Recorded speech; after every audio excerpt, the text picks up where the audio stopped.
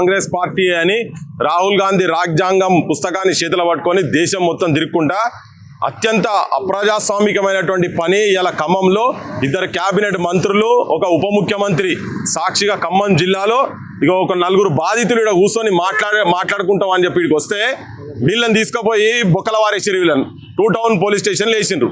వెలుగుమట్ల బాధితులను ఎవరైతే ఇండ్లు ఉండేనో ఆ ఇండ్లు కులగొట్టిన వాళ్ళు మనం ఏం చేద్దామని కూర్చొని ఒక దగ్గర కలిసి మాట్లాడుకొని అని పరిస్థితి ఉన్నది. తీసుకుపోయి 2 టౌన్ పోలీస్ స్టేషన్ ఉల్టా చోర్ కోతువాలంటే ఇదే అసలు దొంగలు మంత్రులు. ఇక్కడ ఉన్న మంత్రులు భూబకాసురులు, రియల్ ఎస్టేట్ మాఫియా 3 మంత్రులు ఇక్కడ ఉన్న క్యాబినెట్ మంత్రులు. వీళ్ళ నాయకుడు ముఠా నాయకుడు డకైట్ల ముఠా నాయకుడు రేవంత్ రెడ్డి అక్కడ ఉన్నాడు. అసలు ఇల్లీగల్గా వీళ్ళ ఇండ్లు గులగొట్టినందుకు నోటీసులు ఇవ్వకుండా ఓ రాత్రి 3 గంటలకు వచ్చి 4:30 నుంచి ఇండ్లు మొత్తం ధ్వంసం చేసి చూసినాం. ఒక యుద్ధాన్ని తలపట్టే రీతిలో ఇండ్లు గులగొట్టిండ్రు. కానూన్ ప్రకారంగా కాకుండా వాళ్ళు ఆ 3 మంత్రులు ఇక్కడ బొక్కల పడాల్సింది పోయి ఇలా జనాన్ని తీసుకుపోయి పోలీస్ స్టేషన్లో కూర్చోబెట్టాడు అనేదే దుర్మార్గమైనటువంటి పని.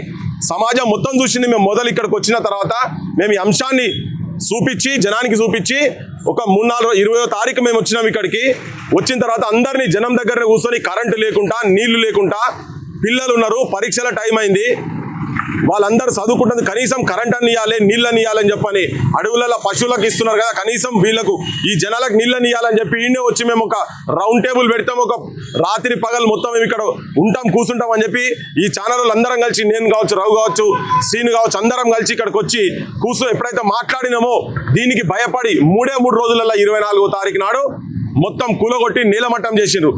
వీళ్ళు ఇక్కడికి వస్తే తెలంగాణ సమాజానికి మొత్తం తెలిసిపోతుంది ఈ ఇష్యూ అని చెప్పని. ఇప్పుడు అయినా కానీ జనానికి మొత్తం తెలిసిన తర్వాత ఇప్పుడు ఫస్ట్ మొదలు ఏం చేశారు, వీళ్ళకున్న ప్రొసీడింగ్స్ మొత్తం దొంగ ప్రొసీడింగ్స్ అని చెప్పడం ఇక్కడ ఉన్నోళ్ళందరినీ దొంగ లేక చిత్రీకరించే ప్రయత్నం చేశారు.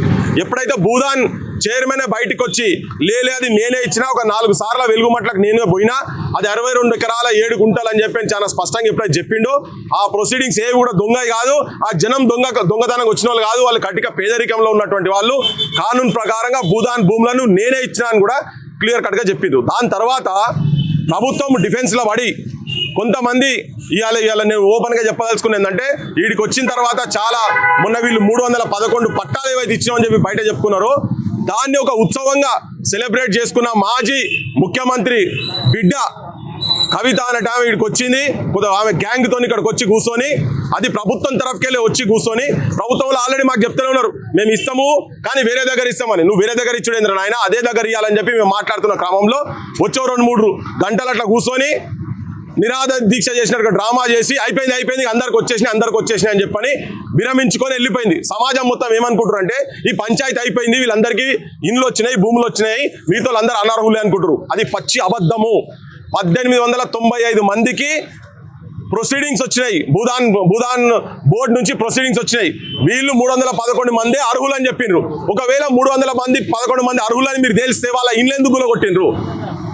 ఈ ప్రశ్న జనం లోపలికి తీసుకుపోవాల్సిన అవసరం ఉన్నది. అంటే నువ్వు వాళ్ళకు ఉన్నారు ఇక్కడ అని చెప్పని నువ్వు కొంతమంది నన్ను ఎండార్ చేసి ఇచ్చినావు కదా, మరి వాళ్ళందరూ లీగల్ అయినప్పుడు ఇప్పుడు దోషులు ఎవరు? ఇక్కడ ప్రభుత్వం దోషులు, కలెక్టర్ దోషి, జాయింట్ కలెక్టర్ దోషులు, వీళ్ళందరినీ పావులెక్క ఆడిపిస్తున్నటువంటి ముఖ్యమంత్రి రేవంత్ రెడ్డి, వీళ్ళందరూ జైళ్ళలో ఉండాలి. అసలు ఈ జనాలను ఇంత గోసబుచ్చుకుంటారు అంటే ఇప్పటికీ కూడా కనీసం మాట్లాడే స్వేచ్ఛ లేకుండా చేసి సమాజానికి కూడా చెప్పదలుచుకున్నాం ఏంటంటే, ఏ ఎండక గొడుగు మరి వెనకాల ఏం లావాదేవీలో తెలియదు మాకు, కానీ మా చంద్రకుమార్ సార్ కూడా వచ్చింది ఇక్కడికి వచ్చి అంతకు ముందే కూలగొట్టక ముందే ఇక్కడికి వచ్చి ఇవన్నీ 62 ఎకరాల 7 గుంటలు అని చెప్పని ఆయన చాలా ఆ పుస్తకం తననే రిలీజ్ చేసిండు. ఓపీడీఆర్ల సభల రిలీజ్ చేసిన తర్వాత మరి ఆమె మాయ చేసిందేమో తెలియదు. ఓ కమిటీ తీసుకొచ్చి ఇక్కడ పెట్టిన తర్వాత ఇప్పుడు 31 ఎకరాలు ఏం చెప్తున్నారు, అది పోయి ఈ పంచాయతీ అంతా పక్కకు పెట్టి ముఖ్యమంత్రి రాసిన లెటర్లా ఈయన మొత్తం ఏం చేస్తాడంటే ఆ భూదాన్ చైర్మన్ మీద పడ్డాడు. అరే ఫస్ట్ ఈ వెలుగుమట్ల ఏదో దీన్ని చూడాలి కదా అంటే, కవిత ద్వారా రేవంత్ రెడ్డి ఇక్కడికి పంపించి అది 31 ఎకరాలు అని చెప్పని ఎవరైతే మొదలు వచ్చిండ్రో వాళ్ళతోనే చెప్పించే ప్రయత్నం చేస్తుందంటే, ప్రభుత్వంతో కవిత కలిసి ఉన్నది. రేవంత్ కవిత ఇద్దరు ఒకటే. ఇక్కడ వాళ్ళు ఎంబడి తిరుగుతున్న గ్యాంగ్ మొత్తం ఒకటే. ఇక్కడ జనానికి తప్పుడు సమాచారం ఇస్తున్నారు. ఒకవేళ మీరు బాధితులకు అందరికి కనుక ఇచ్చేది ఉంటే ఈ బాధితులు అందరు ఎందుకున్నారు ఇక్కడ? ఎందుకు మాట్లాడతలేరు? మీరు దొంగతనం చేయకుంటే, మీరు లంగతనం చేయకుంటే, మీరు భూ కబ్జాదారులు కాకుండా ఉంటే మీరు ఎందుకు ఓపెన్ గా మాట్లాడతలేరు? ఎందుకు ఇక్కడ మేము రాగానే 50 మంది పోలీసులు ఎందుకున్నారు? దాదాపు 200 మందినట ఇప్పుడు అరెస్ట్ చేసి ఎట్లొస్తే అట్లా చుట్టూ మొత్తం పోలీసు ప్రహారతో కొట్టి నిలబెట్టిరు. ఏ గల్లీలో ఆడోళ్ళు చిన్న కవర్ పట్టుకొని ఉంటే కవర్ కాగితాలు కూడా తీసుకొని చింపేస్తురట, వాళ్ళు జనాల కాగితాలు కూడా తీసుకొని చింపేస్తురట. ఇదా నానే నీ ఇందిరమ్మ రాజ్యము? ఇదా దొంగల రాజ్యం? ఇందిరమ్మ రాజ్యం కాదు. మీరు మనుషులు కాదు, పశువులు. నాకు తెలిసి ఈ దేశంలో ఇంత అరాచకం ఎక్కడ కూడా జరుగుతలేదు, జరగలే కావచ్చు. పేదలతో ఇంత కటిక పేదరికంలో ఉన్నటువంటి వాళ్ళను 62 ఎకరాలు ఆఫ్టర్ తెలంగాణ గొడ్డుపోయిందా? ఇలా దాదాపు అక్కడ చదువుకో పిల్లలు 1000 ఇండ్లు, ఇంటికి ఒకరిని వేసుకున్నా 1000 మంది అవుతారు. ఇంటికి ఇద్దరున్నారు అంటున్నారు. 1000 మంది భవిష్యత్తును ఆ రోజు ఇంటర్మీడియట్ ఎగ్జామ్ స్టార్ట్ అవుతుండే, పరీక్షలు స్టార్ట్ అవుతుందని కనీసం కనికరం లేకుండా పుస్తకాలు ఆడ ఉండంగా బుల్డోజర్లతోని పుస్తకాలను కూడా ఆడ మొత్తం మూసేసి హాస్పిటల్ స్లిప్పులు ఉంటే, పరీక్ష స్లిప్పులు ఉంటే, మందు గోళీలు ఉంటే వాటిని కూడా బయటికి తీసుకొనియకుండా అరాచకంగా చేసిరు. చూసినావా? తెలంగాణ సమాజం చూసుకొని డైరెక్ట్ దొంగలేమో రేవంత్ రెడ్డి రూపంలో వస్తున్నారు. ఈ జనంతో కొట్లాడుతున్నామని చెప్పుకుంటున్నటువంటి మాజీ ముఖ్యమంత్రి బిడ్డ ఆమె కొత్త గ్యాంగ్ తీసుకొని వస్తుంది కదా. ఈ గ్యాంగ్ వీళ్ళు చేసేటి కూడా ఈ అరాచకాలు కూడా జనం కూడా అర్థం చేసుకోవాలి. ఈ ప్రజాపక్షాల మీ ఎంబడే ఉన్నాం అనుకుంటా. ఈమె గతంలో కూడా చేసింది. హైదరాబాద్ లో సుల్తాన్ బజార్ మెట్రో రైల్లో అద్భుతమైన మూమెంట్ ను వీళ్ళు ఎట్లా పొందబెట్టిండ్రు, ఆమె వాళ్ళ నాయన ఎట్లా పొందబెట్టిండ్రు, అదొక పెద్ద చరిత్ర ఉన్నది. సో జనానికి కూడా చెప్తుంది ఏంటంటే, ఎవరు వార్త వాళ్ళు వస్తే మీరు కూడా దగ్గర తీసుకోకూరి. ఈ ఓపీడీఆర్ఓలు ఏండ్ల నుంచి వీళ్ళు మీ ఎంబడున్నారు, మీ కష్టాలకు మీ ఎంబడున్నారు, మీ సుఖాలకు మీరు సుఖం చూడాలని చెప్పి పాపం వాళ్ళు ఇబ్బందులు పడుతున్నారు ఎక్కడెక్కడికెళ్ళి వచ్చి. వాళ్ళ మీద కూడా అరే ನಮ್ಮ బ్యాంకులలో రుణాలు తీసుకుంటే కట్టకుంటే వాళ్ళు ఇండ్లకెళ్ళి దర్వాజాలు ఎత్తుకపోవడం ఇవన్నీ చూసినాం. ఇవన్నీ నువ్వు కూడా ముఖ్యమంత్రి రేవంత్ రెడ్డి మస్తుగా మాట్లాడినావు కదా. ఇలా నువ్వు వాళ్ళ ఇండ్లలో బండ్లు తీసుకుపోతున్నావు,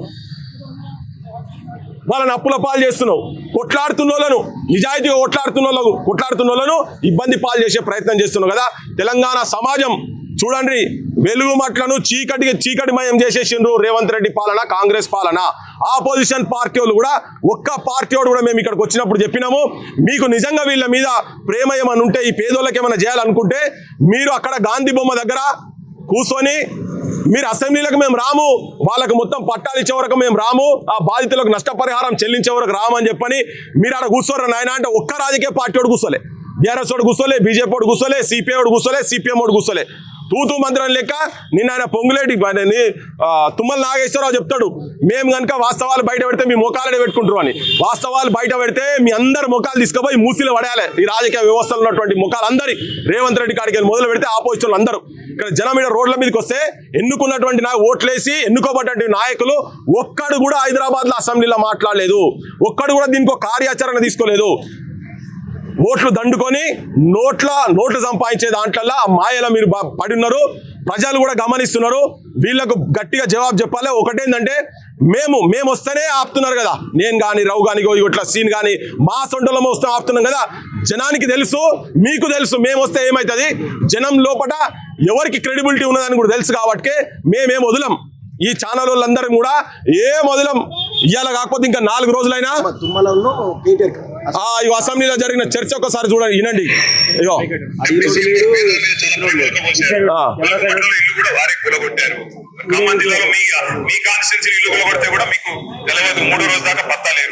అధ్యక్ష, ఇంకొక మాట అధ్యక్ష, చాలా చెప్పారు ఇలా మంత్రి గారు. మాకు విచిత్రంగా అనిపిస్తుంది.